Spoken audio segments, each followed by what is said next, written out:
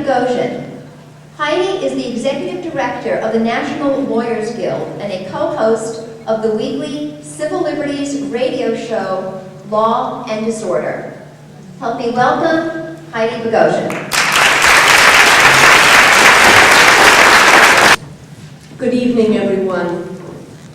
Briefly, I'd like to tell you a bit about the National Lawyers Guild. We've been around for over 70 years, 40 of which has been spent in large part defending protesters. We go to demonstrations around the country and provide what we call trained legal observers to watch police infractions of constitutional infractions and to document trends. And we've seen a number of disturbing trends over the last decade.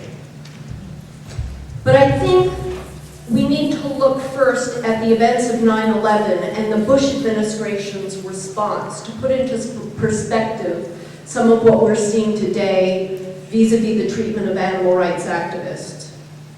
As you know, the Bush administration launched essentially a preemptive model of intelligence gathering in its so-called war on terrorism.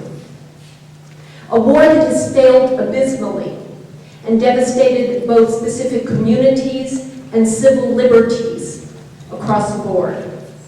The bipartisan 9/11 Commission issued failing grades to the administration in how it implemented or failed to implement the Commission's recommendations for reform. It gave 5 Fs, 12 Ds, 8 Cs, and several incompletes. Notably, an F for failure to develop standards to detain and prosecute terrorism. After 9/11, the government spent enormous resources. It fingerprinted and registered 80,000 Arabs and Muslims. It interviewed 8,000 immigrants. It imprisoned 5,000 foreign nationals and prevented detention. Of this total of 93,000 individuals who were submitted to aggressive tactics, not one has yet been convicted on terrorism charges. Enter the animal rights and environmental activist movements. The FBI, as you know, calls them both the top domestic terrorism threats, and they have provided easy victories for an incompetent government to claim as one of its few successes in its so-called war on terror. And the government, as Odette mentioned, had willing allies in multinational corporations. Since 9/11, George W. Bush has told his audiences that Americans refuse to live in fear.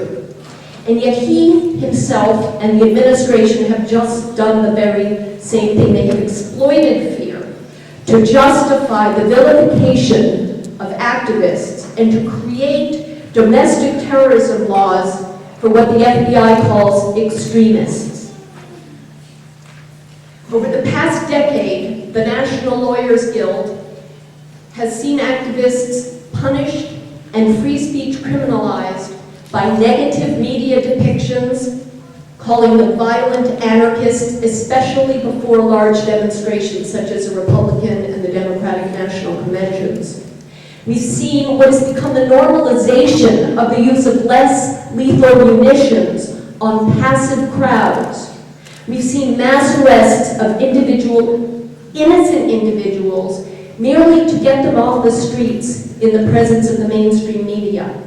Grand jury subpoenas to intimidate activists, turn others against each other in a climate of mistrust. FBI infiltration of activist groups, creation of databases, the use of the charge of conspiracy to effect prosecutions, passage of ADA and local domestic terrorism laws based on a template provided by corporations. We've seen police committing perjury about the treatment of activists and then altering videotapes in New York City that would exonerate innocent protesters.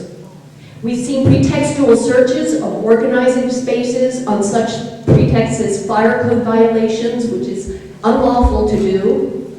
We've seen the creation of free speech zones to keep protesters' messages out of the public eye, unprecedented and unconstitutional bails for perceived leaders, and most seriously, as we're here to discuss tonight, the labeling of domestic terrorism, to ruin lives and to try to stop social activism.